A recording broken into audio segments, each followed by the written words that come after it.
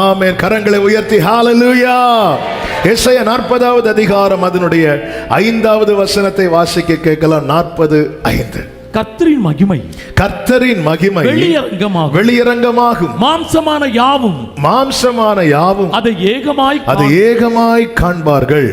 கர்த்தரின் வாக்கு அதை உரைத்ததென்று வனாந்திரத்திலே கூப்பிடுகிற சத்தம் உண்டாயிற்று. கர்த்தருடைய மகிமை என்பது எப்பொழுதுமே நிற்கக்கூடியது. அவருடைய வாசஸ்தலத்தின் பேரே மகிமையின் வாசஸ்தலம். அது என்னைக்குமே நிற்கும். அது மறையாது, அது ஒளியாது. இந்த பூமியிலே சிருஷ்டிப்பின் ஆரம்பம் முதல் கர்த்தருடைய மகிமை வெளிப்படுத்தப்பட்டதை நம்மால் பார்க்க முடியும். போன வாரத்தில் அதை நாம் தியானித்தோம். சிருஷ்டிப்பின் ஆரம்பத்திலேயே கர்த்தர் தம்முடைய மகிமையின் பிரகாசத்தை காண்பித்தார். வெளிச்சம் உண்டானது. பொதுவாகவே இந்த பூமிக்கு வெளிச்சத்தை கொடுக்கும்படியாக தான் சூரிய சந்திர நட்சத்திரங்கள் படைக்கப்பட்டிருக்கின்றன. ஆனால் அவைகள் படைக்கப்படுவதற்கு முன்னமே வெளிச்சம் உண்டானது. அந்த வெளிச்சம் என்பது சூரியனிலிருந்து கிடைக்கப்படவில்லை, சந்திரனிலிருந்து கிடைக்கப்படவில்லை. ஆமென். இருள் பூமியையும் காரிருள் ஜனங்களையும் மூடிக்கொள்ளும். ஆனாலும் கர்த்தர் உன்மேல் உதிப்பார், அவருடைய மகிமை காணப்படும். அதன் பிறகு நீங்கள் கவனித்தீர்களே ஆனால் தெரியும், இரத்தத்தால் மீட்கப்பட்ட ஜனங்கள்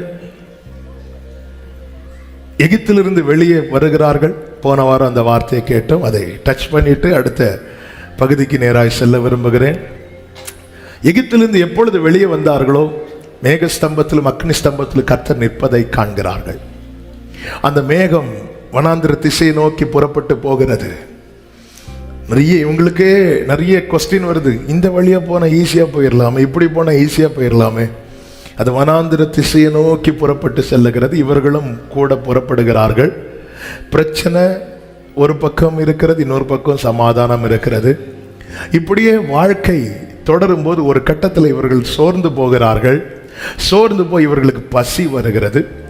பசி வரும்போது ஆமே 16வது அதிகாரம், யாத்திராகம் 16வது அதிகாரம் 15 கடைசியில் நீங்க பார்த்தீங்கன்னா 14வது அதிகாரம் 15வது அதிகாரம் கடைசியில் பார்த்தீங்கன்னா அவங்க ஏலிமை பார்க்கிறாங்க, ஏலிமை காண்கிறார்கள். 16வது அதிகாரத்தில் அங்கிருந்து அழைத்து கொண்டு செல்லுகிறார். இன்னைக்கு நம்ம அநேகருடைய பிரச்சனை என்ன அப்படின்னா, ஏலிமை கானான்னு நினைக்கிறோம். ஏலிமை கானான்னு நினைக்கிறோம். இதுதான் பெரிய பிரச்சனை. உங்க லட்சியம் என்ன? ஏலிமை நான் நினைச்சது மாதிரி எனக்கு ஒரு ஆசீர்வாதம். அதை அடிக்கடி சொல்லுகிற வார்த்தை. ஆமென். ஒரு மனைவி அல்லது ஒரு புருஷன், 2 பிள்ளைங்க, 3 பெட்ரூம் வீடு, 4 சக்கரத்தில் ஒரு வாகனம், பெருசாக ஒன்று வேண்டாம், 5 டிஜிட்டில் ஒரு மாச சம்பளம். இந்த ஏலிம் இது கர்த்தர் தருகிற நன்மை.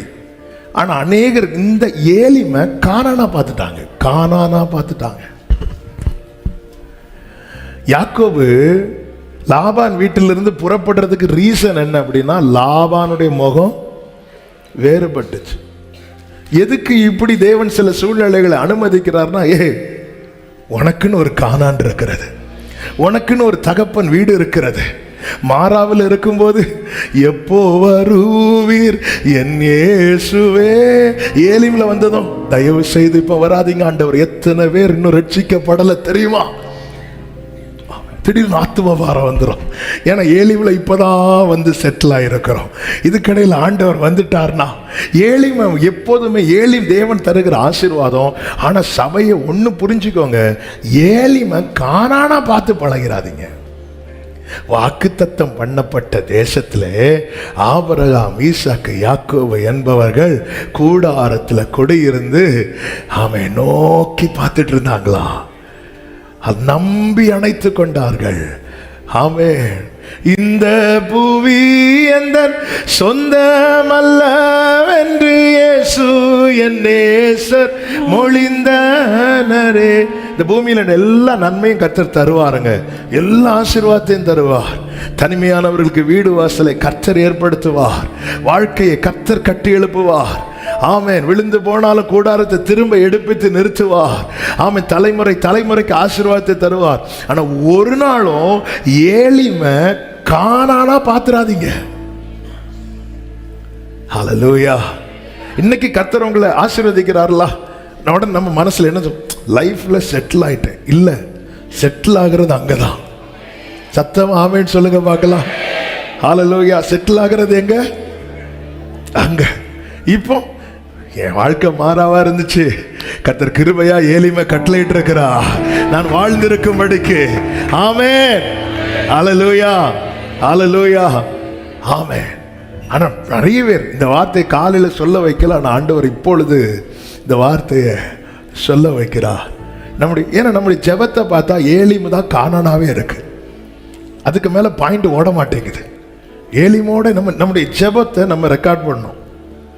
சில நேரத்துல எல்லாம் அப்படி நம்ம நான் என்ன சொல்றேன், ஜெபம் பண்ணிட்டு யோசனை என்னெல்லாம் கேட்டேன், எனக்கு ஐயோ. ஆமாம், நம்ம ஜெபத்தெல்லாம் கேட்கணும். நம்ம ஏளிமை தான். இது மட்டும் இந்த ஒரு காரியம் ஏன்னா வாழ்க்கையில் நிறைய தேவைகள் இருக்கும், அது என் வாழ்க்கையில் சந்திக்கப்படும். கர்த்தர் பாருங்க, ஒரு மாறாவை வச்சிட்டார்னா ஒரு மாறாவுக்கு 12 நீரூற்று உள்ள ஏலி. கர்த்தர் யாருக்கும் கடனாளி கிடையாது. நீ பரதேசி தானே, நீ இப்படிதான் வாழணும்னு சொல்லிட்டு நம்மை பஞ்சத்தில் விடுகிறவர் கிடையாது. என் தேவன் உண்மை உள்ளவர், என் தேவன் நல்லவர். நீதிமானுடைய சந்ததி அப்பத்துக்கு இறந்து திரைய விடாத ஒருவரை தான் நாம ஆராதித்து கொண்டிருக்கிறோம். ஆமென் சொல்லுங்க பார்க்கலாம். சத்தமா ஆமென் சொல்லுங்க பார்க்கலாம். இன்னும் கைகளை உயர்த்தி ஹல்லேலூயா. கர்த்தர் நடத்துகிறார் இந்த வனாந்திர திசையை நோக்கி. இப்போ ஏலிம்ல எவ்வளவு கொண்டாடி இருப்பாங்க, ஆனா இப்ப அடுத்து பசி, பட்டினியில் சாகுறோம் என்று சொல்லுகிற அளவுக்கு ஒரு பசி வந்துட்டு. அப்பொழுது கர்த்தர் ஆரோன் மோசையை கொண்டு பேசுகிறார். அப்படி அவர்களோடு ஆரோன் பேசி கொண்டிருக்கும் போது 16:10 சொல்லப்பட்டிருக்கிறது, அவர்கள் வனாந்திர திசையாய் திரும்பி பார்க்கிறார்கள். அப்பொழுது கர்த்தருடைய மகிமை மேகத்திலே காணப்பட்டது. ஆமாம், இங்கே மகிமை வெளிப்பட்டது எதை காண்பிக்கிறது? நான் ஆவிக்குரிய கண்ணோட்டத்தோடு சபைக்கு கர்த்தர் பேச விரும்புகிற காரியத்தை சொல்ல விரும்புகிறேன். என்ன இது காண்பிக்கிறது? சபைக்கு ஒத்தாசை வானத்தையும் பூமியையும் உண்டாக்கின கர்த்தரிடத்திலிருந்து இறங்கி வருகிறது. ஹல்லேலூயா. ஹல்லேலூயா. ஏசாயா 31வது அதிகாரம் அதனுடைய 1வது வசனத்திலே இப்படி சொல்லப்பட்டிருக்கிறது, சகாயம் அடையும் வழிக்கு இஸ்ரவேலருடைய பரிசுத்தரை நோக்காமல் கர்த்தரை தேடாமல்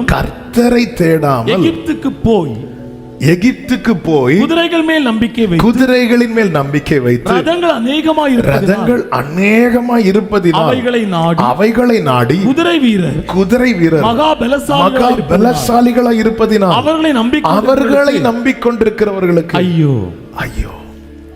இந்த வார்த்தையை படிக்கும் போதே சகாயம் அடையும்படிக்கு இஸ்ரவேலருடைய பரிசுத்தரை நோக்காமல் கர்த்தரை தேடாமல் அவரை நம்பாமல், அங்க குதிரையின் பலம் இருக்குப்பா, அங்க நிறைய இருக்கு, அங்க போனா இங்க போனா, இப்படிப்பட்டவர்களுக்கு அந்த வார்த்தையை சொல்லவே நாவெல்லாம் ஆடுது.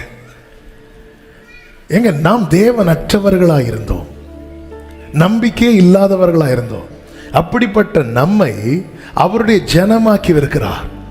எனக்கு ஒரு தேவன் இருக்கிறார், எனக்கு ஒரு கர்த்தர் இருக்கிறார், எனக்கு ஒரு தகப்பன் இருக்கிறார். நமக்கு ஒத்தாசை வானத்தையும் பூமி உண்டாக்கின கர்த்தரிடத்திலிருந்து. வேலைக்காரருடைய கண்கள் தங்கள் எஜமான்களுடைய கையை நோக்கி இருக்குமா போலவும், வேலைக்காரியின் கண்கள் தங்கள் எஜமாட்டியின் கையை நோக்கி இருக்குமா போலவும். பாருங்க, ஒரு வாரம் வேலை முடிச்சிட்டு இந்த சம்பளத்துக்காக எஜமான் அப்படி பார்த்துட்டு இருப்பாங்க. அவன் அப்படி பார்த்துட்டே இருப்பாங்க. அவங்க எதுக்கு எஜமான பார்த்துட்டே இருக்கிறாங்கன்னா, அவர் ஏதாவது தருவார். ஆண்டவர், இதே மாதிரி என் கண்கள் நீங்க இறக்க செய்யறதுக்கு உங்களை பார்த்துட்டு இருக்கு. இந்த மகிமை எதற்கு காணப்பட்டது தெரியுமா? உனக்கு என்ன தேவைனாலும் சரி, உனக்கு எந்த காரியம் வாய்க்கப்பட வேண்டுமானாலும் சரி, உன்னுடைய எப்படிப்பட்ட சூழ்நிலையானாலும் சரி, நீ உன் கண்களை என்னிடத்தில் ஏறெடுக்க வேண்டும். அவர்கள் அவரை நோக்கி பார்த்து பிரகாசம் அடைந்தனர். அவர்கள் முகங்கள் வெட்கப்பட்டு போகவில்லை.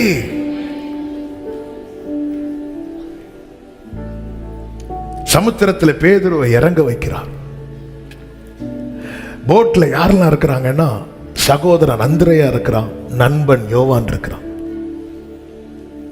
திடீரென்று பேதுரு உள்ள போறான்.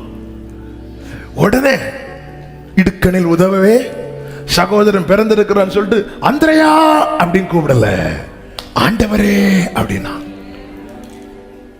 எனக்கு சகோதரர்கள் உண்டு, நண்பர்கள் உண்டு, எனக்கு ஒரு கஷ்டம் வந்து நிக்கிறவங்க இருக்கலாம். ஆனா நான் முதல்ல யாரை தேடுறேன்னு கர்த்தர் பார்க்கிறார். கர்த்தர் பார்க்கிறார். ஆமென். போட்ல இருக்கிறாங்க, சேஃபா இருக்கிறாங்க, மூழ்காம இருக்கிறாங்க. அந்திரேயா உண்டு, யாக்கோபு உண்டு, யோவான் உண்டு, இரத்த உறவு உண்டு, எல்லாரும் இருக்கிறாங்க. ஆனா கால் தடுமாறினதும் அவனுக்கு வேற யாரையும் கூப்பிட தெரியாது. இந்த பேதுருவை விடுவார் நினைக்கிறீங்களா? அவன் ஏன் யூதாசை விட்டு இவனை விடல? விட மாட்டாரு. ஆமென். இவன் எல்லாத்துக்கும் என்ன பார்க்கிறான்? இவனை என்னால விட முடியாது. ஹல்லேலூயா. எனக்கு உம்மை விட்டா யாரும் இல்லப்பா, உங்க அன்பை விட்டா எதுவும் இல்லப்பா. நாம இருந்தா அந்திரேயா கொஞ்சம் கை கொடுப்பியா? சும்மா நானே இன்னைக்கா நாளைக்கான் இருக்கிறேன். யோவானே, ஆமே, உண்மையான நண்பனை ஆபத்து. அந்திரேயாட்ட வசனம், இடுக்கணில் உதவவே சகோதரன். இவன்ட்ட பார்த்தா சின்ன வயசுல படிச்சது. உண்மையான நண்பனை யோவானே கை கொடுப்பியா? எல்லாம் முடிச்சிட்டு, ஆண்டவரே, அதுக்குள்ள நம்ம தண்ணி குடிச்சு ஒரு வழி ஆயிருப்போம். ஹல்லேலூயா. எங்க ஆண்டவர்கிட்ட நீங்க கேளுங்க, கிடைக்கலன்னு அந்திரேயாட்ட கேளுங்க. அப்படிலாம் விடுவார் நினைக்கிறீங்க? முதலாவது தேவனுடைய ராஜ்யத்தை தேடு. ரெண்டாவது, முதலாவது தேவனுடைய ராஜ்யத்தையும் அது முதல்ல கொண்டு வந்துட்டார். நம்ம அது பாயிண்டா பிரிச்சாதான் பிரசங்கம் ஓடும். அதனால முதலாவது தேடுன்றார். ரெண்டாவது எதையாவது தேட சொன்னாரா? ஏன்? நீ முதலாவது தேட வேண்டியது தேடிட்டா 2, 3 ஒன்னதான் தேடி வரும். ஹல்லேலூயா. முதலாவது அவரை. யோசபாத்துக்கு விரோதமா ஃபுல் டீம் யுத்தம் பண்ண வருது. எல்லாரும் சேர்ந்து வராங்க. யோசபாத் உடனே ஜனங்கள் எல்லாம் கூப்பிட்டு கொண்டு வந்து நிறுத்திட்டு சொல்றார், நிற்க பலன் இல்லை, அடுத்து என்ன செய்யணும்னு எங்களுக்கு தெரியல, எங்க கண்கள் உண்மையே, நீங்க தான் ஏதாவது செய்யணும் என்று எதிர்பார்த்து காத்து நிற்கிறோ. நீர் சொன்ன வார்த்தைய பிடித்து கொண்டு, நீர் சொன்ன உங்க முகத்தையே நோக்கி. ஒரு விஷயம், உங்க வலது கரத்தை உயர்த்தி ஆண்டவர்கிட்ட சொல்லுங்க, ஆண்டவரே, எல்லா இடத்துக்கும் போயிட்டு நான் உங்ககிட்ட வரக்கூடாதுப்பா. எனக்கு எந்த ஒரு காரியனால முதல்ல என் கண்கள் உம்மை நோக்கி பார்க்கும்படிக்கு எனக்கு அந்த உணர்வை தாங்கப்பா, எனக்கு அந்த உணர்வை தாங்கப்பா, எனக்கு அந்த இருதயத்தை தாங்க ஆண்டவரே. அல்லேலூயா. போனவரை சொன்னது மாதிரி ஆண்டவர் இன்னும் வெயிட் பண்ணிட்டு இருக்கிறார். உடனே என் இருதயம், அதாவது எனக்கு ஒரு கஷ்டம், எனக்கு ஒரு நெருக்கம், எனக்கு ஒரு பிரச்சனைன்னு வரும்போது என் நினைவில் முதல்ல யார் வராங்களோ அவங்கள தான் நான் உண்மையா முதல்ல நேசிக்கிறேன்னு அர்த்தம். ஆமாம். இப்போ இதுக்கெல்லாம் நான் கை தூக்க சொல்ல மாட்டேன். ஏன்னா நமக்கு தெரியும் எனக்கு ஒரு தேவை, எனக்கு ஒரு எமர்ஜென்சின்னா வெரி ஃபர்ஸ்ட் என் நினைவில் யார் வராங்களோ அவங்க தான் என் ஹார்ட்ல ஃபர்ஸ்ட் இருக்கிறாங்க. நம்ம எல்லாருக்குமே ஆண்டவரை பிடிக்கும், நம்ம எல்லாருமே அவர் தயவுல தான் வாழ்றோம். ஆனால் நமக்கு ஒரு எமர்ஜென்சின்னதும் ஃபர்ஸ்ட் நம்ம யாரை தேடுறோம்? ஃபர்ஸ்ட் நம்ம நினைவில் யார் வராங்க, முதல்ல நம்ம யாருக்கு கால் பண்றோம்? எல்லாத்தையும் ஆண்டவர் பார்த்துட்டே இருப்பார். ஹல்லேலூயா. பேதுரு அப்படி லைட்டா அப்படியே காற்றுன்னு அடிக்க விட காரணம் என்ன தெரியுமா? என்னை நம்பி நீ இறங்கிட்ட, ரைட், என்னால நடக்கிற, திடீர்னு உள்ள போற, நீ யாரை கூட போற? யாருமே இல்லை, அதனால ஆண்டவரேன்னு கூப்பிடல, உண்டு, நண்பர்கள் உண்டு, சகோதரன் உண்டு. ஆனாலும் ஆண்டவரே ஆண்டவரே அப்படின்ட்டான். அவன் அற்ப விசுவாசி தான், அவன் சந்தேகப்பட்டான் தான். ஆனா அவருடைய கை அவரை மூழ்க விடல. கையை பிடிச்சிட்டாரு. பிடிச்சிட்டு தான் ஏன்டா சந்தேகப்பட்ட அப்படிங்கிறார். கையை விடல. முதலாவது சகாயம் அடையும்படிக்கு நாம் கர்த்தரை நோக்காமல், கர்த்தரை தேடாமல், அவர் மேல நம்பிக்கை வைக்காமல். அப்போ ரட்சிக்கப்பட்ட தேவ பிள்ளையே, நமக்கு ஒத்தாசை வானத்தையும் பூமியையும் உண்டாக்கின கர்த்தரிடத்திலிருந்து வருகிறது. நம்ம ஆண்டவரை நோக்கி பார்க்கும்போது ஆண்டவர் என்ன செய்வார் என்றால், நமக்கு அனுகூலமாய் கர்த்தர் கிருபைகளை செய்வார். அதற்கான ஆட்களை, அதற்கான காரியங்களை நடப்பிக்கிறவர்களை கர்த்தர் கொண்டு வருவார். தாவீதினுடைய வாழ்க்கையை பாருங்கள். தாவீது எல்லாவற்றிலும் கர்த்தரை, அதான் கர்த்தரை நான் எப்பொழுதும் எனக்கு முன்பாக வைத்திருக்கிறேன். படுக்கையிலே உம்மை நினைக்கின்றேன், ராஜாமத்தில். என்ன மனுஷங்க அவரு! இந்த தாவீதுக்கு கர்த்தர் உதவும்படி ஆட்களை கொடுத்தாராம். உதவும்படி எல்லா இடத்திலையும். தாவீதுக்கு சவுலின் அரண்மனையிலேயே ராஜாவுக்கு, ராஜா யார் சொன்னா கேட்பாங்களோ அந்த பர்சனை கர்த்தர் ஃப்ரெண்ட் ஆக்கிட்டார் தாவீதுக்கு. யோனத்தான ஃப்ரெண்ட் ஆக்க தாவீது யோனத்தான ப்ளீஸ் பண்ணும்படி எதுவும் செய்யல, கர்த்தரை. உடனே யோனத்தான் ஃப்ரெண்ட் ஆகிட்டார். யோனத்தான் அவனுக்காக பேச போகிறார். 2 சாமுவேல் 5வது அதிகாரத்தில் இருக்கிறது ஒரு வார்த்தை. ஆமே, 2 சாமுவேல் 5வது அதிகாரம் 11வது வசனத்தை வாசியுங்கள். தீருவின் ராஜாவாகிய ஈராம் தாவீதினிடத்தில் ஸ்தானாபதிகளையும் கேதுரு மரங்களையும் தச்சரையும் கல் தச்சரையும் அனுப்பினான். அவர்கள் தாவீதுக்கு ஒரு வீட்டை கட்டினார்கள். கவனிச்சீங்களா?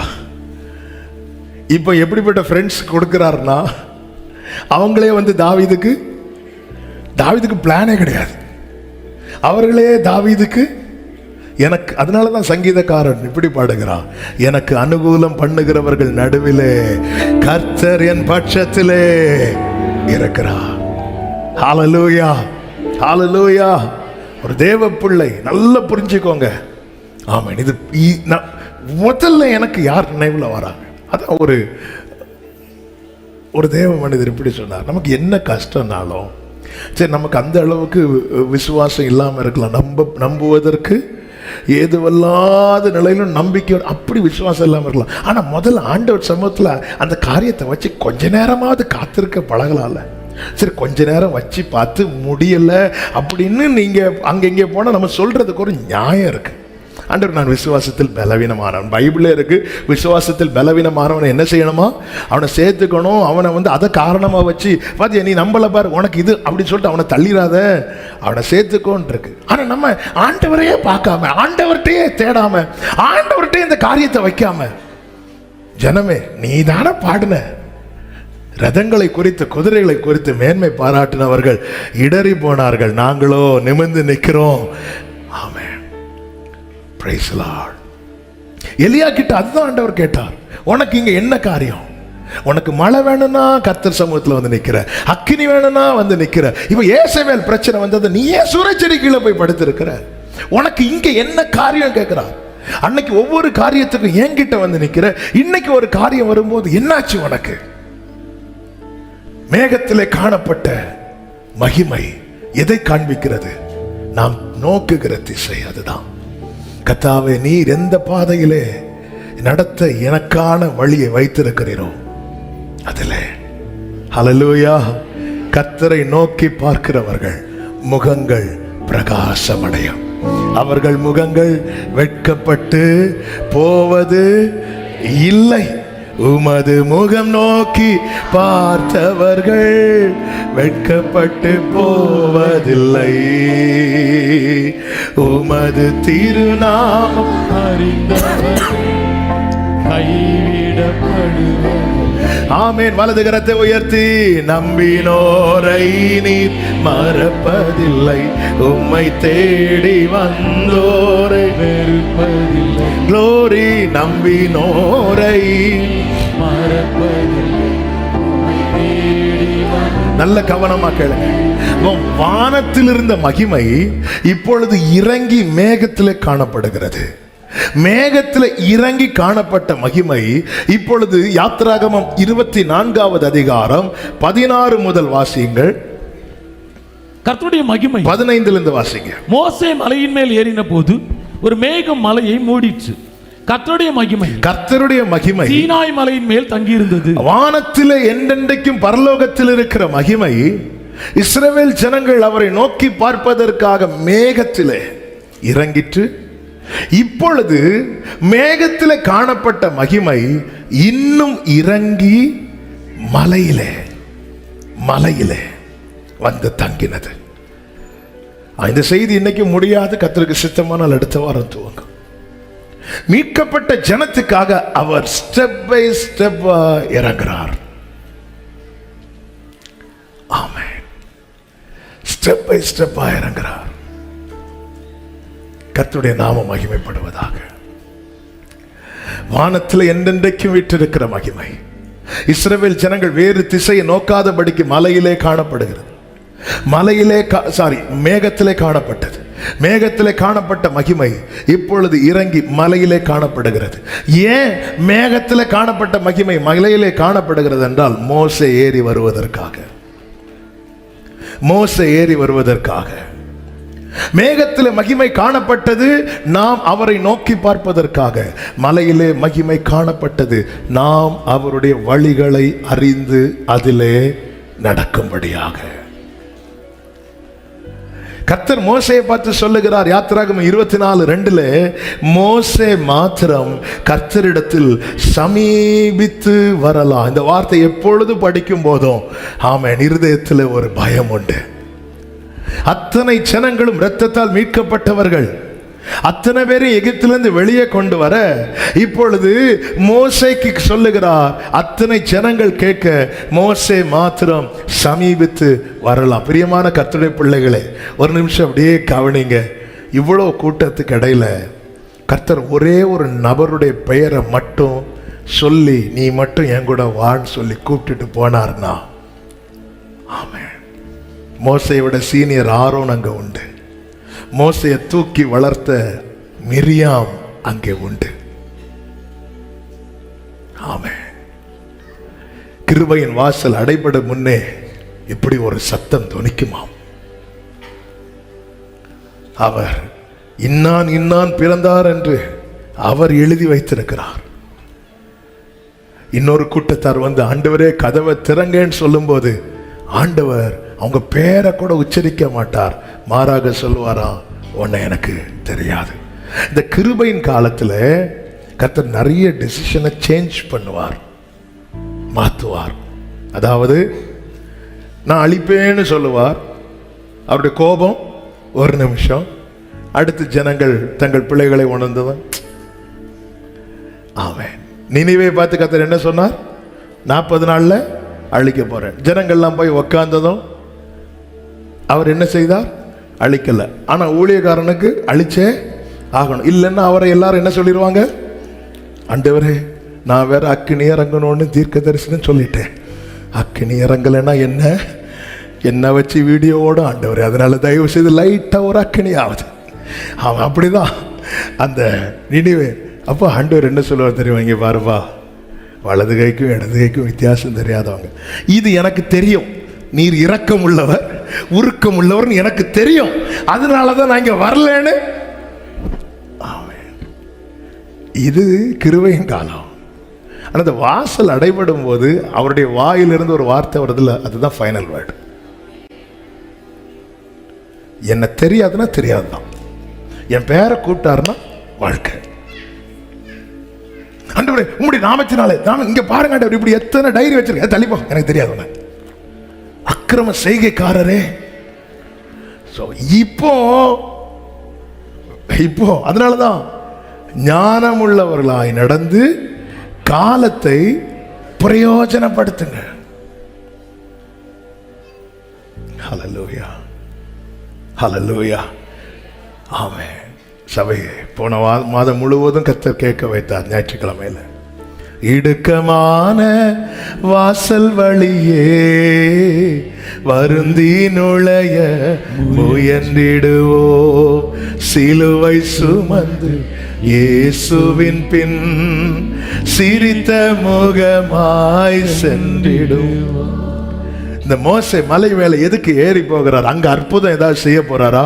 அற்புதம் நிறைய பார்த்தாச்சு. ஆமென். இங்க எதுக்கு கர்த்தர் வர வைக்கிறார் தெரியுமா? எப்படி நடக்கணும், எப்படி வாழ வேண்டும் என்கிற ஜீவ மார்க்கத்தை தெரிவிக்க.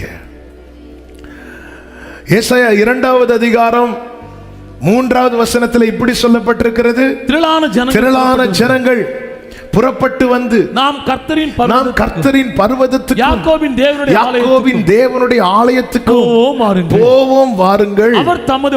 அவர் தமது வழிகளை நமக்கு போதிப்பார். நாம் அவர் பாதைகளில் நடப்போம் என்றார்கள்.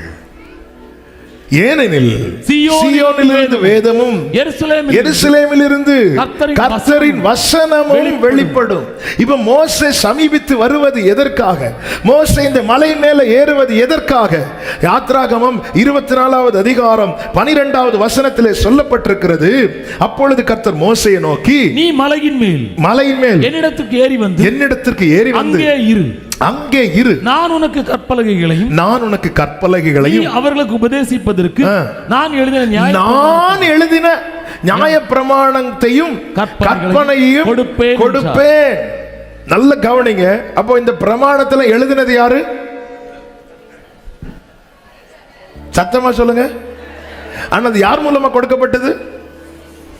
மோசே மூலமா கொடுக்கப்பட்டதுனால எல்லாரும் யாருடைய பிரமாணம் சொல்லிட்டாங்க? மோசேயின் பிரமாணம்.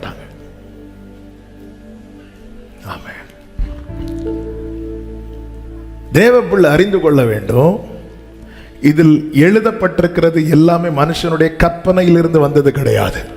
பரிசுத்த ஆவியானவரால் எழுதி கொடுக்கப்பட்டிருக்கிறது.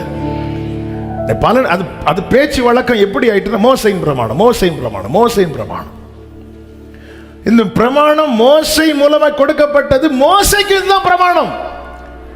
இந்த பிரமாணத்தை மூன்றாக பிரிக்கலாம். ஏன் இதை இப்படி சொல்லுகிறேன் என்றால், இன்னைக்கு அநேகர் பழைய ஏற்பாடே கிடையாது, பழைய ஏற்பாடே தேவையில்லைன்னு சொல்லி பேசுகிற உபதேசிக்கிற கூட்டங்கள் இன்னைக்கு அநேகம் எழும்பி விட்டது.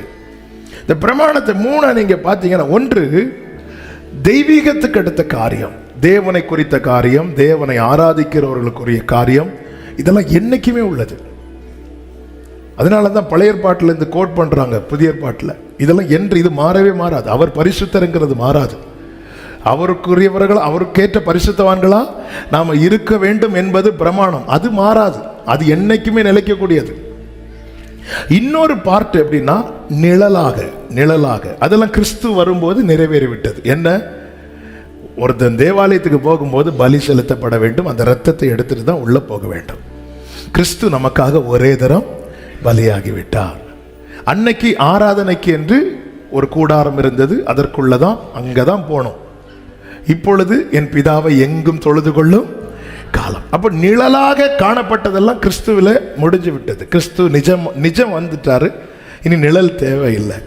அதனாலதான் இந்த நியாயப்பிரமாணம் நம்மை கிறிஸ்துவனிடத்துல நடத்துகிற உபாத்தியா இருக்கிறது என்று கலாத்தியர்ல சொல்லப்பட்டிருக்கிறது. மூன்றாவது ஒரு பகுதி என்னவென்றால், மனுக்குலம் இந்த சொசைட்டில, இது கிறிஸ்தவர்களுக்கு மாத்திரமல்ல, மொத்த மனுக்குலமும் இந்த சொசைட்டில எப்படி வாழ வேண்டும், என்ன செய்ய வேண்டும். ஆமே, எல்லா ஒழுங்கும் கிரமமான காரியங்கள் கொடுக்கப்பட்டிருக்கிறது. கர்த்தருக்கு மாத்திரம் மகிமை உண்டாவதாக. வாழ்வு ஜீவம் எப்படி வாழணும், எப்படிப்பட்ட வாழ்க்கை கர்த்தருக்கு பிரியும், என்ன செய்ய வேண்டும் என்கிற ஜீவ மார்க்கத்தை அறிந்து கொள்ள மகிமை மலையிலே காணப்பட்டது. மோசே ஏறி செல்லுகிறான். பிரியமான கர்த்தருடைய பிள்ளைகளே, ஆலயத்தில் ஜனங்கள் கூடி வருவார்களாம். எதற்காக? கர்த்தர் தமது வழிகளை நமக்கு போதிப்பார், நாம் அவர் வழிகளில் நடப்போம் வாருங்கள். நம்ம சபைக்கு எதுக்கு கூடி வருகிறோம்? எல்லாருக்கும் பிரச்சனை உண்டு. என் கடன் பாரம் மாற நான் வந்திருக்கிறேன், என் வியாதி நீங்க நான் வந்திருக்கிறேன். வரக்கூடாதுன்னு அவர்கிட்ட வராமல் வேற யார்கிட்ட வருவோம்? அப்படி வந்தவங்களை பார்த்தெல்லாம் மனதுருகி கர்த்தர் தொட்டார் என்று இருக்கிறது. எனக்கு ஒரு வேலை கிடைக்க நான் வந்திருக்கிறேன், எனக்கு ஒரு வீடு உண்டாக, இப்படிப்பட்ட காரியங்கள் வருவ தவறல். ஆனால் இதை தாண்டி ஆண்டவர் எனக்கு போதிக்கிற வழிகளை நான் கேட்கும்படிக்கு ஆண்டவருடைய சமூகத்தில் வந்திருக்கிறேன் என்று நம்மளால சொல்ல முடியுமா? எதுக்காக வந்திருக்கிறோம்? கர்த்தர் தமது வழிகளை எனக்கு போதிப்பார், நான் அவர் வழிகளில் நடப்பேன். ஹல்லேலூயா. கற்றுத்தாரும். ஆமென். ஹல்லேலூயா. ஃபாதர் அழகா பாடி இருக்கிறாங்க. கற்றுத்தாரும் நான் கடைபிடிப்பே, சொல்வதை செய்து முடித்திடுவேன். கற்றுத்தாரும் நான் கடைபிடி. ஆமென். சொல்வதை செய்து முடித்திடு. ஆண்டவரே, நான் என்ன செய்யணும் ஆண்டவரே? மோசே நீ வா. ஏன் ஜனங்களை வரவிடலைன்னா, ஜனங்களுக்கு அவர் வழியை அறிந்து கொள்ள வேண்டிய விருப்பம் இல்லாமல் இருந்தது. மோசே அவர் வழியை அறிந்து கொள்ளும்படியாக. ஆமென். பிரியமான கர்த்தருடைய பிள்ளைகளே, நம்முடைய தேவைக்காக மாத்திரம் அவரை நோக்கி பார்க்கிறவர்களா இராமல், அவர் நமக்கு நியமித்த பாதை என்ன, அதில் எப்படி நடக்க வேண்டும் என்கிற மார்க்கத்தை அறிந்து கொள்ள ஒரு தேவ பிள்ளை அவர் அண்டை நெருங்கி வர வேண்டியது அவசியமாயிருக்கிறது. எனக்கு ஏன் மலையில இறங்குறார்? மேகத்தில் இருக்க வேண்டியதான் இல்ல. மோசே சமீபித்து வரணும். மோசைக்கு இவ்வளவு தான் முடியும். அது தெரிஞ்சு அவனுக்கு எவ்வளவு முடியுமோ அந்த இடத்துல அவர் இறங்கி வரார். ஹல்லேலூயா. ஏற்கனவே ஒரு செய்தியில் இந்த வார்த்தையை சொன்னேன். மோசே மலையில ஏறுறத நம்ம பெருசா பார்க்கிறோம், ஆனா மோசே அதை பெருசா பார்க்கல. எனக்காக இந்த மலையில அவர் இறங்கி வருகிறாரு, எனக்கு அதுதான் பெருசு. ஹல்லேலூயா.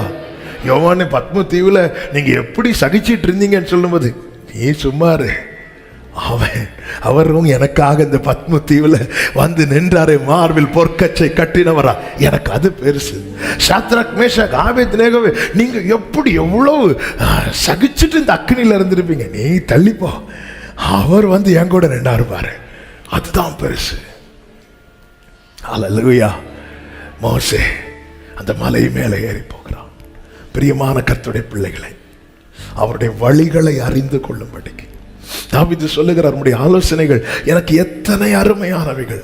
ஒவ்வொரு காரியத்துக்கும் தேவனிடத்தில் நெருங்கி தேவ ஆலோசனையை கேட்கிறவன் பாக்கியவான்.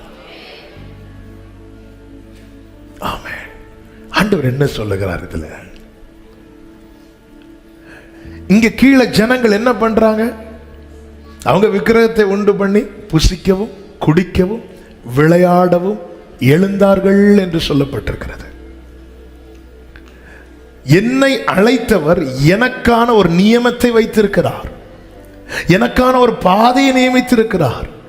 நான் என்ன செய்யணும்? அவர் சமீபமாய் போய் என்ன செய்யணும்? ஆண்டவரே, எங்கு செல்ல வேண்டும், என்ன செய்ய வேண்டும், வழி நடத்தும் ஆவியானவர். டெய்லி கேட்கிறோமா? தாவீதின் குடும்பத்தினர் எல்லாரையும் சத்துருக்கள் பிடிச்சிட்டு போறாங்க சிக்லாக்ல இருந்து.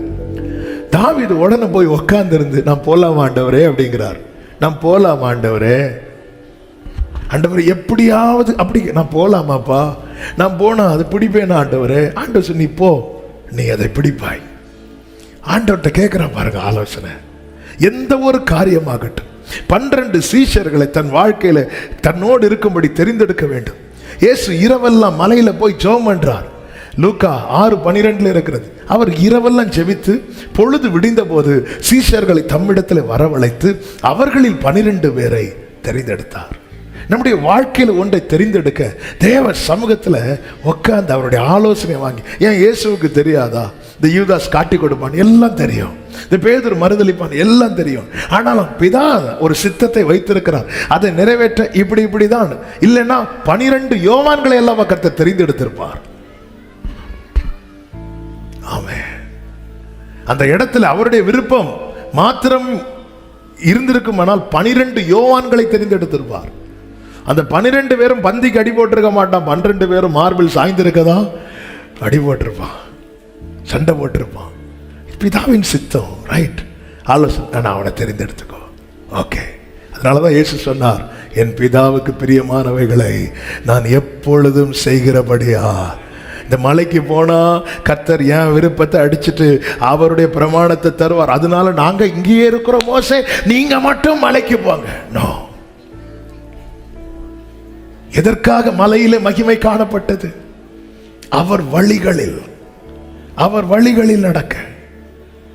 43வது சங்கீதம் 3-4 வசனங்களிலே தாவீது இப்படி ஜெபிக்கிறார், உமது வெளிச்சத்தையும் உமது சத்தியத்தையும் அனுப்பி அருளும், அவைகள் என்னை நடத்தி உமது பரிசுத்த பர்வதத்திற்கும் உமது வாசஸ்தலங்களுக்கும் என்னை கொண்டு போவதாக. அவைகள் என்னை நடத்தி. வெளிச்சம் என்ன? வேதம். வேதம். சத்தியம் என்ன? வேதம். தாவீது கேட்கிறதை எனக்கான வார்த்தையை தாங்க, இந்த வேதம் தான் என்னுடைய ஆலோசனைக்காரராய் இருக்கிறது என்று 119வது சங்கீதத்திலே தாவீது அழகாய் சொல்லி இருக்கிறார். இதுதான் என்னுடைய கவுன்சிலரே, இந்த பைபிள் தான். இதை நீங்க எனக்கு அனுப்புங்க, சமயத்துக்கு கேட்ட வார்த்தையை தாங்க. அவைகள் என்னை நடத்தி நான் வசனத்தில் நடக்கிறேன் என்பதை காட்டிலும் வசனம் என்னை நடத்துகிறது என்பதுதான் எனக்கு சேஃப். அவைகள் என்னை நடத்தி. அதனாலதான் தாவீது, உம்முடைய வசனத்தின்படி என்னை நன்றாய் நடத்தினீர், அவைகள் என்னை நடத்தி, என்ன அப்படி கொண்டு போட்டும்பா. ஆமென். கடந்த நாள்ல ஒரு இடத்துல மதுரையில் எனக்கு பிரீச் பண்ணும்போது ஆண்டவர் ஒரு வார்த்தையை சிந்தையில கொண்டு வந்தார். நான் நோவாவை பேழைக்குள்ள விட்டு அடைச்சேன்னா நீ நினைக்கிற? ஆமென். ஆண்டவர் அப்புறம் என் வார்த்தைக்குள்ள விட்டு அவனை அடைச்சி வச்சிருக்கிறேன் அப்படின்னார். ஏன்னா அந்த பேழை கம்ப்ளீட்டாவே என்னுடைய வார்த்தையின்படி செய்யப்பட்டது. அதுல நோவாவுடைய ஒரு சின்ன ஆலோசனை கூட கிடையாது, நோவாவின் மனைவியினுடைய ஆலோசனை கிடையாது, நோவாவின் பிள்ளைகளுடைய ஆலோசனை கிடையாது, நோவாவின் மருமக்களுடைய எதுவுமே கிடையாது. நோவா அப்படியே செய்து முடித்தான், கர்த்தர் சொன்னபடி எல்லாம். அப்போ வெளியேந்து பார்க்கிறவங்களுக்கு கர்த்தர் இவனை எங்க அடைச்சு வச்சிருக்கிறார்னா பேழைக்குள்ள அடைச்சு வச்சிருக்கிறார்னு. ஆனா கர்த்தர் அவனை பேழைக்குள்ள அடைத்து வைக்கிறது மாதிரி தான் இருக்கும். ஆனா கர்த்தருக்கு தெரியும், என் வார்த்தைக்குள்ள அவன் அடக்கி வச்சிருக்கிறேன், என் வார்த்தைக்குள்ள அடைச்சு வச்சிருக்கிறேன். எத்தனை பேர் வலது கரத்தை உயர்த்தி சொல்ல விரும்புறீங்க, உங்க வார்த்தைக்குள்ள என்னை அடைச்சு வைங்கப்பா, என் குடும்பத்தை அடைச்சு வைங்கப்பா, என் பிள்ளைகளை அடைச்சு வைங்கப்பா. ஜலம் ஜலம் எவ்வளவு பெருகினாலும் ஒரு சேதமும் இல்லை, ஒரு சேதமும் இல்லை. ஆமென்.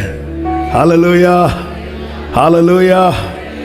வார்த்தையை நான் எனக்குள் வைத்திருக்கிறேன், அவர் என்னை வார்த்தைக்குள் வைத்திருக்கிறார். தாவீது சொல்லுகிறார், நான் உமக்கு விரோதமாய் பாவம் செய்யாதபடிக்கு உம்முடைய வாக்கை என் இருதயத்தில் வைத்து. நீங்க வார்த்தையை உங்களுக்குள்ள வைங்க, அவர் உங்களை வார்த்தைக்குள்ள வைப்பார். ஜலம் எவ்வளவு பெருகினாலும் பேழை உயருமே தவிர தாழாது, பேழை உயரும். ஆமென், ஆமென் சொல்லுங்க பார்க்கலாம். யோசேப்பு கனி தரும் திராட்சை செடி,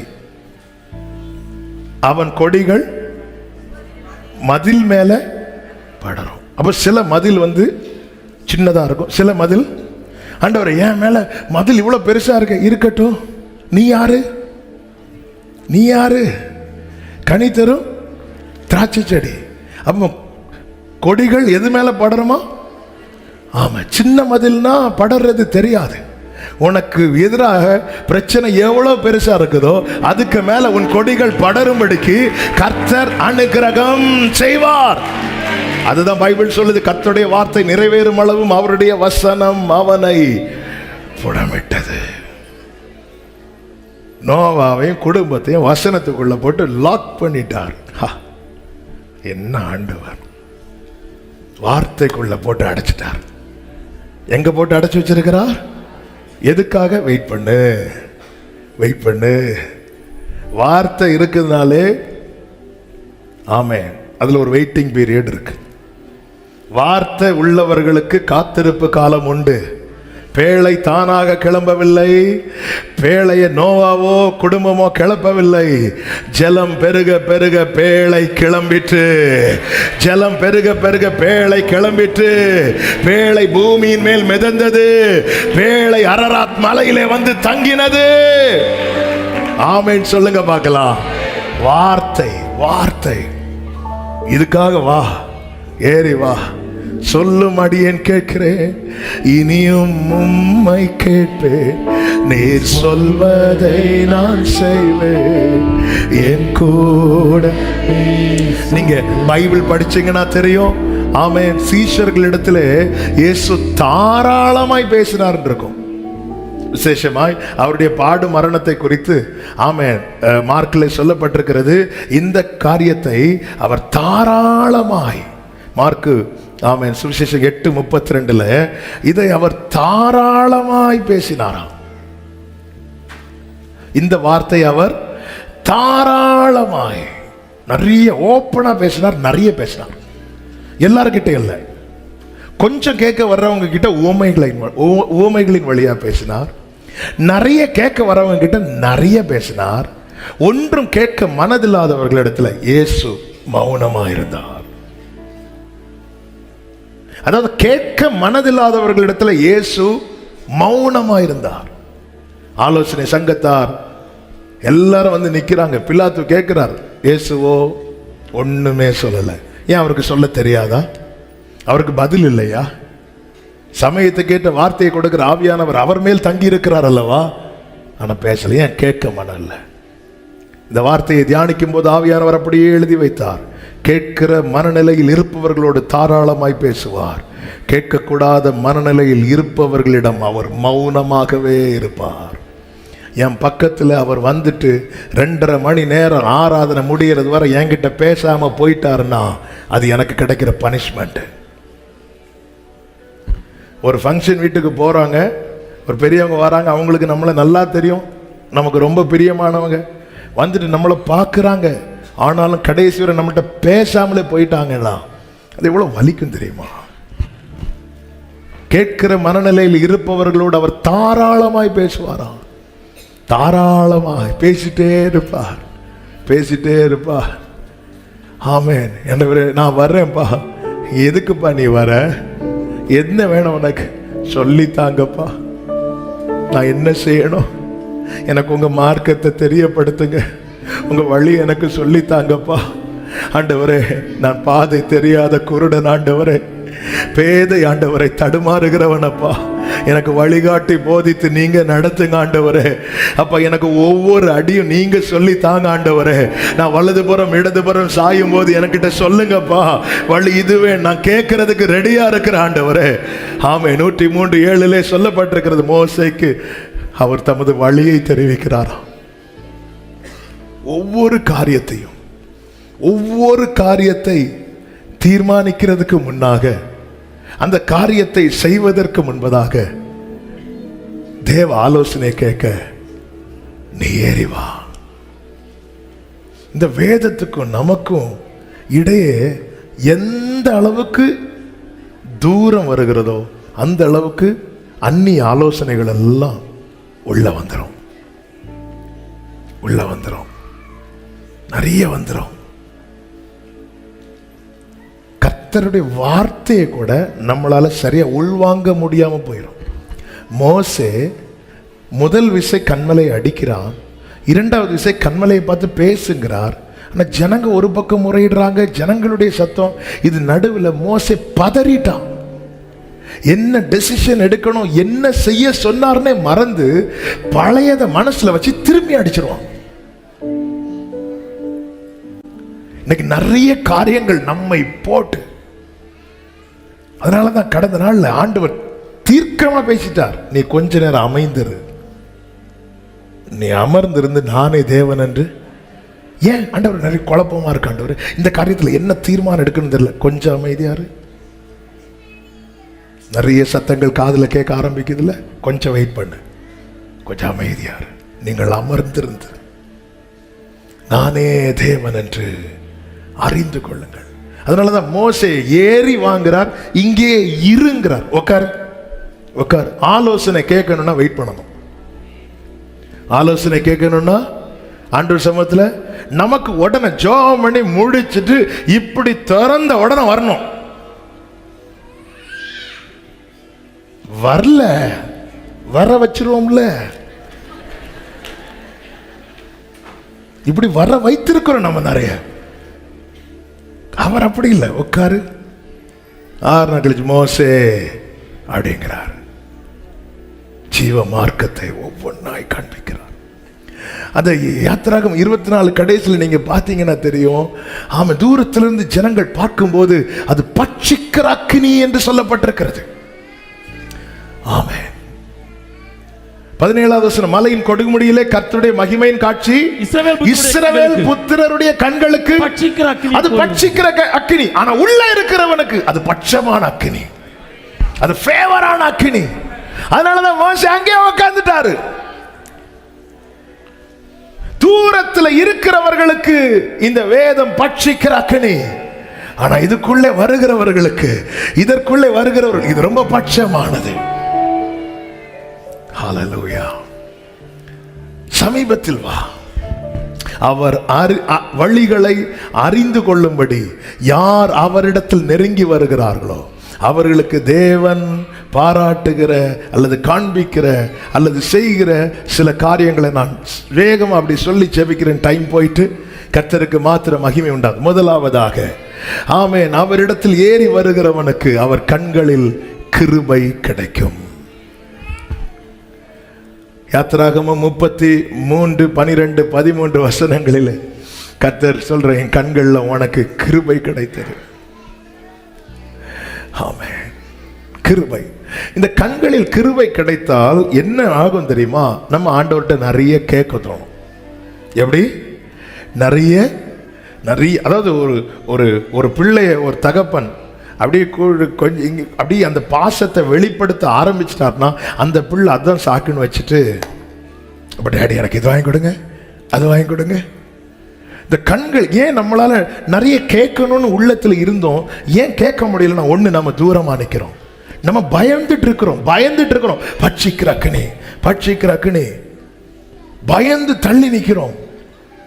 கிருபாசன தண்டையில நீ கிட்டவா. கிட்ட வந்து கண்களில் கிருபை கிடைத்ததுன்னதும் இனி சும்மா இருக்க கூடாது. ஆண்டவரே நீங்க என் கூட வரணும். ரைட். உண்மை நான் இன்னும் அறியணும். ஓகே. என் ஜனத்தை எல்லாம் நீங்க மன்னிக்கணும். ஓகே. உங்களுடைய மகிமையை நான் பார்க்கணும். மோசே அப்படி பார்த்துக்கலாம் முடிய ஆண்டவர், அதாவது தேவன்டே சாத்தியமில்லாத காரியத்தையே செய்ய வைக்கிறான். ஆண்டு எப்படியெல்லாம் பார்த்துட்டு உயிரோட இருக்க முடியாது. ஆண்டு நீங்க சொன்னீங்கல்ல கண்ணில் கிருபை கிடைச்சுன்னு, நீங்க சொன்னீங்கல்ல நீ என்ன கேட்டல வாங்கி தருவேன்னு. ஆமா, எஸ். இன்னும் கர்த்தருக்கு முன்பாக ஆபிரகாம் நின்று கொண்டிருக்கிறான். ஆதியாகமம் 19வது அதிகாரம் எடுக்க வேண்டாம். கர்த்தர் அப்படி நிற்கிறார். கூட வந்து 2 பேரை அனுப்பி விட்டார். அப்படி நின்று இருக்கிறார். அடுத்த வருஷம் ஆபிரகாம் அப்படி மெதுவா கிட்ட வந்து பார்க்கிறான். சமீபமாக சேர்க்கிறான். அவர் அப்படியே இருக்கிறார்.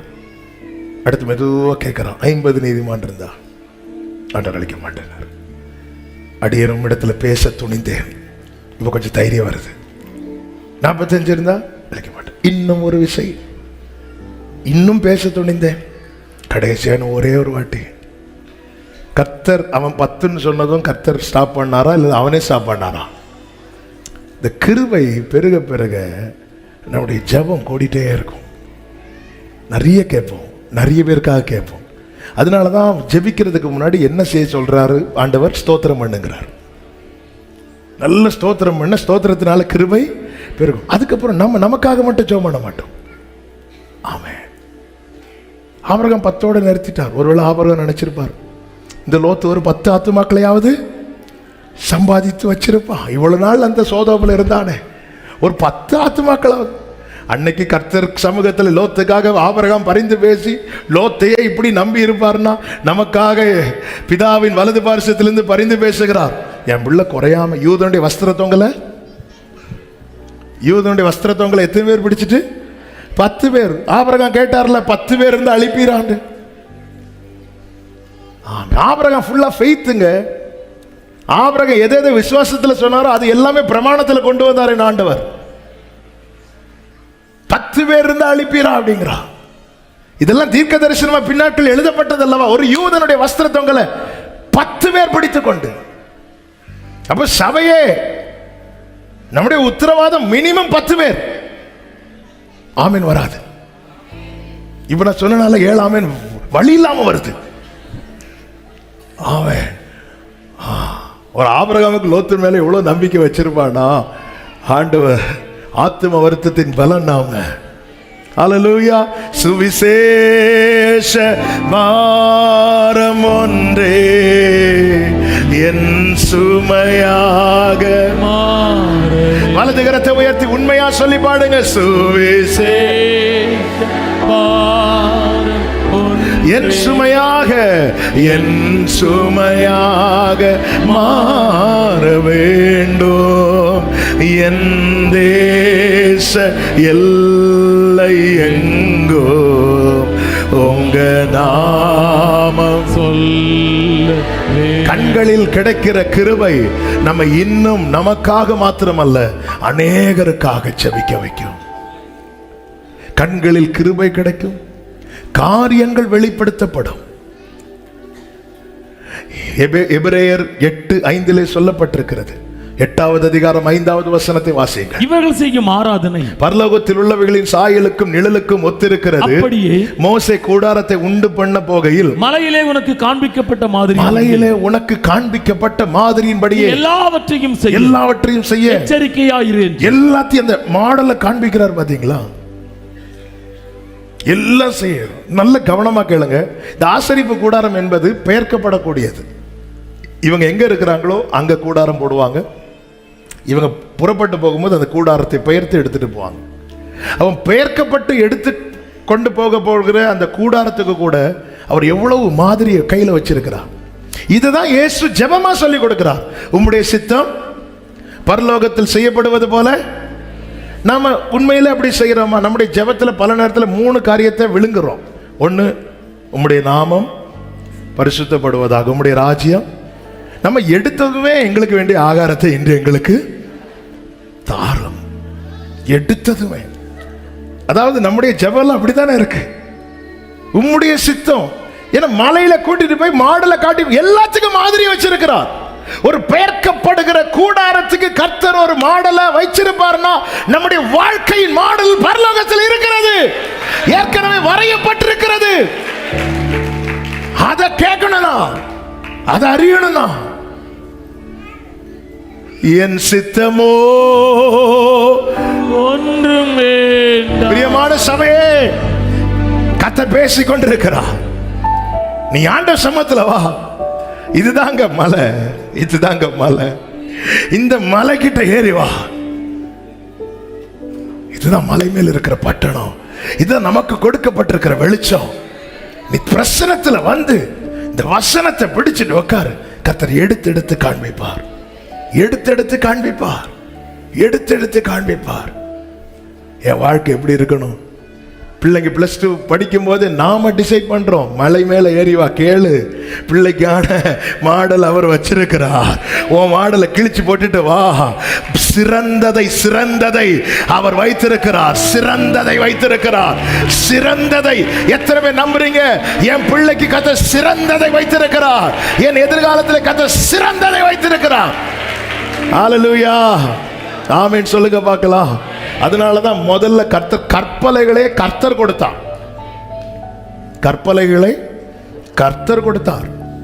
2வது கற்பலையை நீ வெட்டிட்டு வானார். பனிஷ் பண்றார் அவனை. ஏன்னா கொடுத்த கற்பலை இவர் கீழே வந்ததும் இவர் தூக்கி போட்டு உடைச்சிட்டார். மனுஷனுடைய கோபம் தேவனுடைய நீதியை நடப்பிக்காது. 2வது மேல வரும்போது யாத்திராகம் 34 சொல்ல, நீ உடைச்சல அந்த கற்பலைகளை மாதிரி 2 எடுத்துட்டு வா. ஆண்டவரே, கோலை தூக்கிட்டு என்னால நடக்க முடியல. இப்போ என்னன்னா 2 ஏறுகின்றார். அப்படியே போறார் 2 கல்லை தூக்கிட்டு. ஆனா என்ன சொல்றாருன்னா, அதுல ஒன்னும் எழுதியிருக்க கூடாது. யாத்திரா 34 அது பிளைனா இருக்கும், பிளைனா இருக்கும். ஏன்னா ஆல்ரெடி எல்லாம் எழுதப்பட்டிருக்கிறது. அதுக்கு மேல நான் உன்னை கூட்டவும் கூடாது, உன்னை குறைக்கவும் கூடாது. வெறுமையான ஏறி வா. ஆண்டவர் சொல்ற, நான் உனக்கு காண்பிக்கிறேன். காரியங்கள் எல்லாம் நான் வெளிப்படுத்துவேன், காரியங்கள் எல்லாம் வெளிப்படுத்துவேன். ஆமே, காரியங்கள் வெளிப்படுத்தப்படும். மூன்றாவதாக, காரியங்கள் மாறுதலாய் முடியும். கீழே ஜனங்கள் பாவம் செய்கிறாங்க. ஆண்டவர் கோபத்தில் பற்றி எறிந்து அழிக்க போகும்போது இந்த மோசே கெஞ்சி பிரார்த்தித்தான் இருக்கிறது. அவருடைய வழிகளை அறிந்து கொள்ள மலை மேலே ஏறி வா, இந்த மகிமையின் இடத்துல வா, இந்த சமூகத்தின் இடத்துல வா, உன் நிமித்தம் காரியங்கள் மாறுதலாய் முடியும்.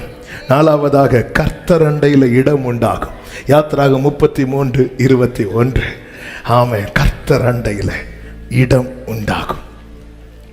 ஐந்தாவதாக, இந்த ஒரு வார்த்தையை சொல்லி நான் ஜெபிக்கிறேன். யாத்திராகமம் 34:5.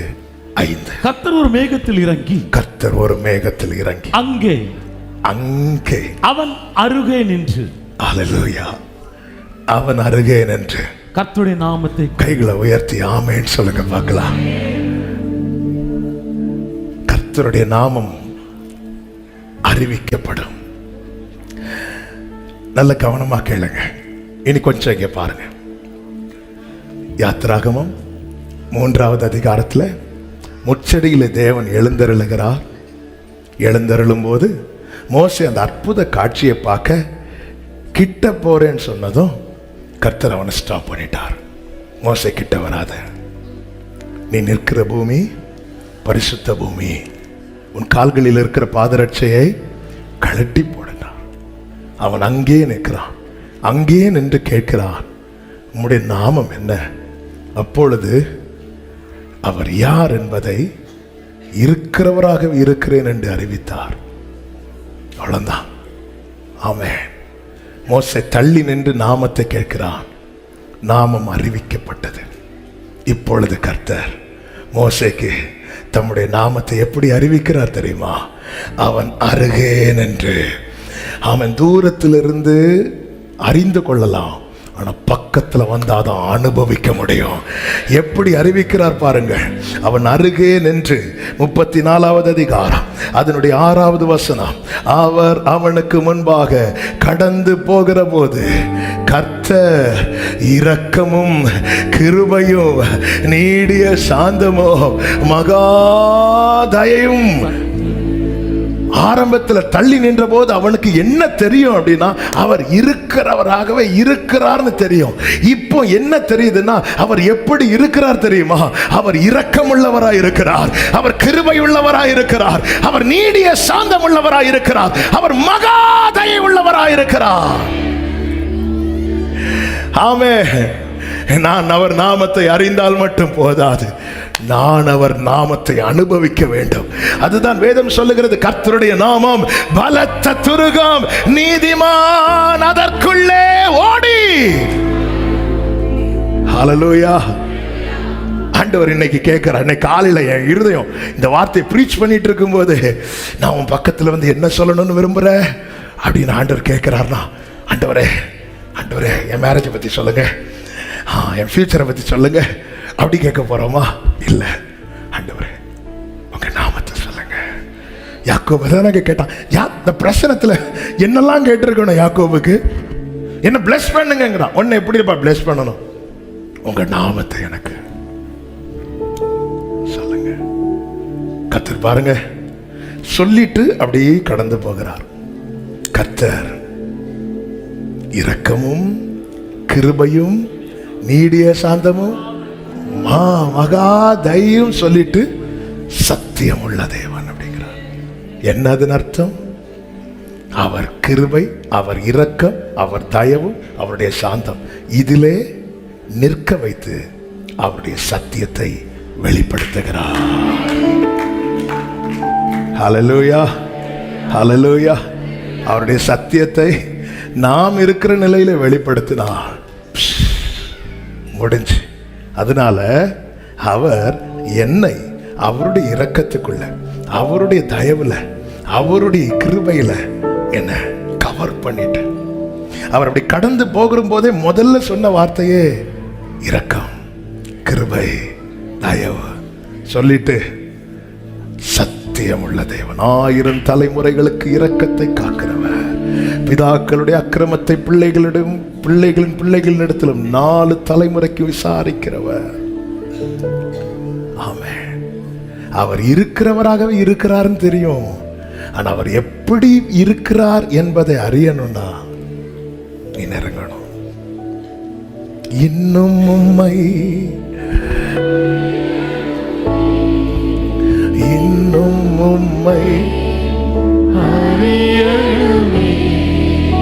இன்னும் கிட்டி.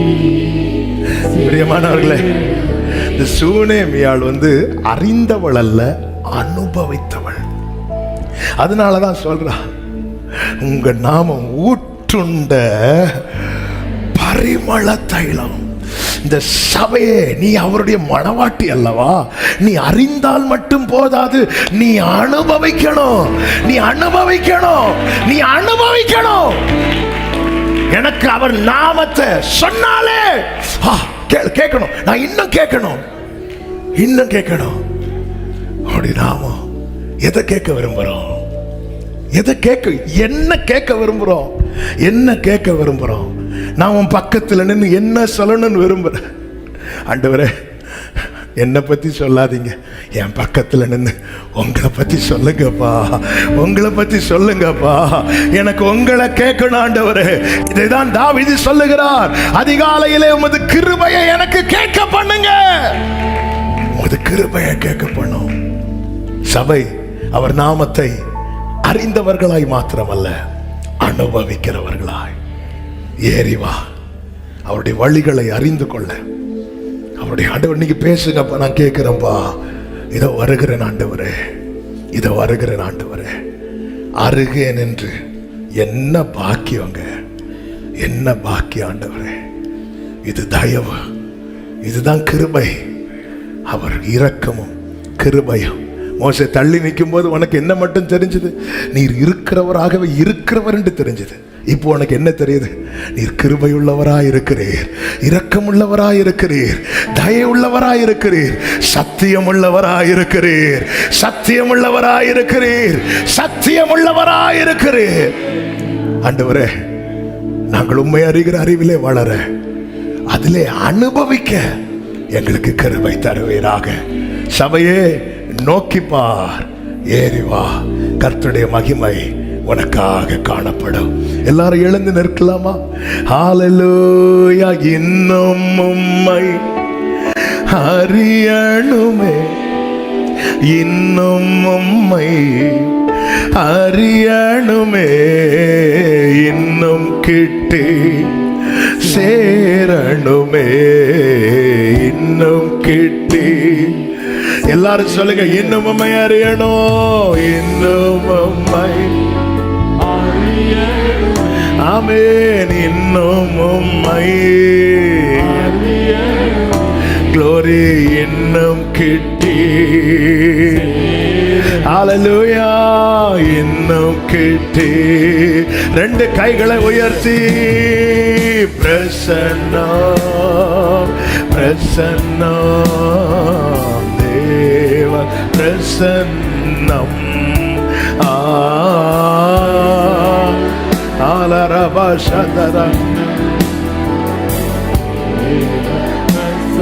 ஆமென்.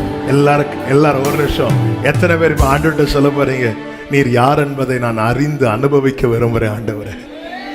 ஹல்லேலூயா, ஹல்லேலூயா. அப்படியே உங்க வலது கரத்தை உயர்த்தி, இடது கரத்தை இதயத்தில் வச்சு, ஆண்டவரே என் பக்கத்துல நின்று, ஆண்டவர் என்கிட்ட என்ன சொல்லணும்னாலும் என் பக்கத்துல நின்று சொல்லுங்கப்பா. கொஞ்சம் தள்ளி நின்று சொன்னாலும் இந்த பேதைக்கு புரியாது ஆண்டவரே, இந்த பேதைக்கு புரியாதுப்பா. மோசையே பதறி பேசுங்கிற இடத்துல கோலை நீட்டி அடிச்சுட்டானா நாங்கெல்லாம் ஏமாத்துறோம் ஆண்டவரே. எங்க பக்கத்துல நீங்க சொல்லணும், நீ என்ன கேட்க விரும்புற? ஆண்டவர் கேட்கிறார், என்ன கேட்க விரும்புற மகனே? நீ என்ன கேட்க விரும்புகிற மகளே? உங்களை கேட்க விரும்புறேன். நீங்க சொல்லுங்க, அன்னைக்கு இருக்கிறவராகவே இருக்கிறேன்னு சொன்னீங்க, ஆனா நீர் எப்படி இருக்கிறீர் என்பதை தூரத்துல இருந்து மக்கள் அந்த பட்சிக்கிற அக்கினியை பார்த்து கொண்டிருக்கும் போது உள்ள இருக்கிறவன்ட்ட சொல்றாரே, நான் இரக்கம் உள்ளவர், நான் கிருபை உள்ளவர், நான் அன்புள்ளவர், நான் பொறுமை உள்ளவர். ஹல்லேலூயா. தகப்பனே நன்றி. உம்மோடு செலவிடும் ஒவ்வொரு நிமிடமும் வீணாக போகாதையா, என்னை பலவானாய் மாற்றுமை. ஓ உம்மோடு செலவிடும் ஒவ்வொரு நிமிடமோ வீணாக போகாதையா, என்னை பலவானாய். ஓ தேவ பிரசன்னம் என்ன ஆனந்தம். ஓ ஹல்லேலூயா. ஆகாயம் கொண்டு செல்லுதே, ஆகாயம். ஆண்டவரே, இன்னும் இன்னும் நெருங்கணும். உமது வழிகளை அறிந்து கொள்ள நீங்க சொன்னீங்களே, பிரயோஜனமா இருக்கிறதை போதித்து நீ நடக்க வேண்டிய வழியிலே உன்னை நடத்துகிற உன் தேவனாகிய கர்த்தர் நானே. ஒரு விஷயம், வலதுகிறத அப்படியே உயர்த்தி ஆண்டவர்கிட்ட கேளுங்க. என் வாழ்க்கையின் எல்லாவற்றுக்கும் உங்க ஆலோசனை வேணும் ஆண்டவரே. என் வாழ்க்கையில நான் எடுத்து வைக்கிற எல்லா, நான் ஒரு காரியத்தை நினைக்கிறேன்னா அது சரிவரப்பட எனக்கு உங்க ஆலோசனை வேணும்.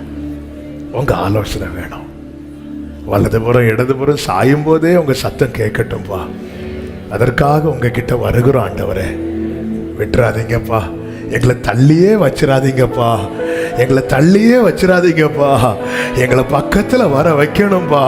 எங்க பக்கத்துல நின்று நீங்க பேசுற ஆண்டவரே, கிருபை செய்யும். சபை அப்படியே நடத்துவீராக ஆண்டவரே. தாழ்த்தி அர்ப்பணிக்கிற ஒவ்வொருவரையும் ஆசீர்வதித்து நடக்க வேண்டிய வழியிலே நடத்துங்க. எந்த ஒரு ஏமாற்றமோ தோல்வியோ வராதபடிக்கு கர்த்தாவை நீர் நடத்தும்படி ஜெபிக்கிறோம். வல்ல கரங்களில் அர்ப்பணிக்கிறோம். மகிமை ஒருவருக்கே செலுத்துகிறோம். இரட்சகர் இயேசு கிறிஸ்துவின் நாமத்தில் பிதாவே. சேர்ந்து சத்தமாய் சொல்லுவோம், என் ஆத்துமாவே கர்த்தரை ஸ்தோத்திரி, முழு உள்ளமே அவருடைய பரிசுத்த நாமத்தை ஸ்தோத்திரி. என் ஆத்துமாவே கர்த்தரை ஸ்தோத்திரி, கர்த்தர் செய்த சகல உபகாரங்களை மறவாதே. ஆமென். நம்முடைய கர்த்தராகிய இயேசு கிறிஸ்துவின் கிருபையும் பிதாவாகிய தேவனுடைய அன்பும் பரிசுத்த ஆவியானவருடைய ஐக்கியமும் சிநேகமும் பாதுகாவலும் நம் அனைவரோடும் எல்லா பரிசுத்தவான்களோடு கூட கர்த்தருடைய வருகை மட்டும் தங்கி இருப்பதாக. ஆமென். ஹல்லேலூயா. God bless you. கர்த்தர் உங்களை ஆசீர்வதிப்பாராக. ஆமென்.